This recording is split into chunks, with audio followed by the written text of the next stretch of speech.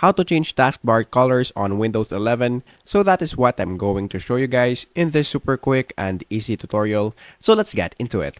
So the first thing that we need to do is to go here, of course, on our desktop. And then once we are now here, the next thing that we need to do is to right click on it. And then in this part, what we're going to do is to click personalize. So just click personalize right there. And then in this part, you will see this colors.